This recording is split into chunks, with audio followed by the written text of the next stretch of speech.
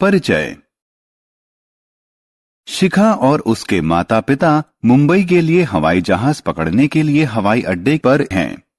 उसके माता पिता ने उससे वादा किया है कि उनके मुंबई प्रवास के दौरान वो उसे एलिफेंटा की गुफाओं तक नाव की यात्रा कराएंगे। उनकी वापसी की यात्रा ट्रेन से आरक्षित है। शिखा रोमांचित है। उसे मुंबई के एक प्रवास में परिवहन के 3 साधनों के प्रयोग का अवसर मिलेगा। इस पाठ में हम यातायात के विभिन्न साधनों के बारे में जानेंगे। आओ सीखें। यातायात को परिभाषित करना। परिवहन के विभिन्न माध्यमों के बारे में बताना। थल परिवहन को परिभाषित करना। जल परिवहन को परिभाषित करना।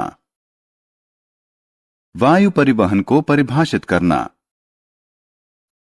परिवहन वस्तुओं, व्यक्तियों और जंतुओं के एक स्थान से दूसरे स्थान तक के आवागमन को परिवहन कहते हैं।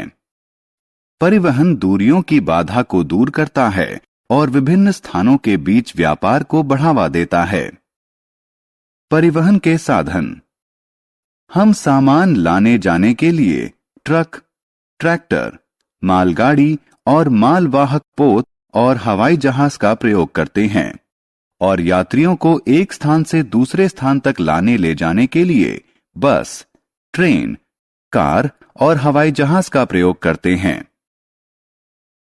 वस्तुओं, व्यक्तियों और जंतुओं को एक स्थान से दूसरे स्थान तक ढोने वाले वाहकों को परिवहन के साधन कहते हैं। परिवहन के माध्यम। व्यक्ति, जंतु और वस्तु को सड़क, रेल, पानी या वायु के माध्यम से स्थानांतरित किया जा सकता है। परिवहन के लिए प्रयुक्त होने वाले विभिन्न माध्यमों को परिवहन के माध्यम कहते हैं। परिवहन के माध्यमों को मुख्यतः 3 भागों में बांटा जा सकता है: थल परिवहन, जल परिवहन और वायु परिवहन। सड़क परिवहन। धरती पर होने वाले वस्तुओं और यात्रियों के यातायात को थल यानी भूमि परिवहन कहते हैं। थल परिवहन को सड़क परिवहन और रेल परिवहन में बांट सकते हैं। सड़क परिवहन। सड़क जमीन पर एक स्थान से दूसरे स्थान को जोड़ती है। जिस रास्ते या मार्ग पर गाड़ियां चलाई जाती हैं, उन्हें सड़क परिवहन कहते हैं। रेल परिवहन। ट्रेन की सहायता से रेल की पटरियों पर वस्तुओं और यात्रियों की होने वाली यात्रा को रेल परिवहन कहते हैं। जिस रास्ते या मार्ग पर ट्रेनें चलती हैं, उसे रेलवे कहते हैं। जल परिवहन।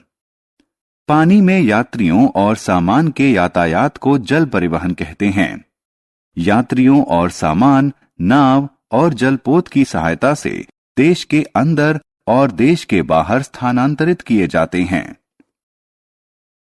वायु परिवहन। यात्रियों और सामान को हवाई जहाज और हेलीकॉप्टर के माध्यम से एक से दूसरे स्थान तक ले जाने को वायु परिवहन कहते हैं। प्राकृतिक आपदा जैसे भूकंप और बाढ़ के समय यात्रियों और सामान के परिवहन के लिए काफी उपयोगी होता है। यह परिवहन का तीव्रतम साधन है। आओ खेलें। रिक्त स्थान में सही विकल्प को खींचकर लगाएं। हमने क्या चर्चा की? वस्तुओं, व्यक्तियों और जंतुओं के एक स्थान से दूसरे स्थान तक के आवागमन को परिवहन कहते हैं। वस्तुओं, व्यक्तियों और जंतुओं को एक स्थान से दूसरे स्थान तक ढोने वाले वाहकों को परिवहन के साधन कहते हैं। परिवहन के लिए प्रयुक्त होने वाले विभिन्न माध्यमों को परिवहन के माध्यम कहते हैं। थल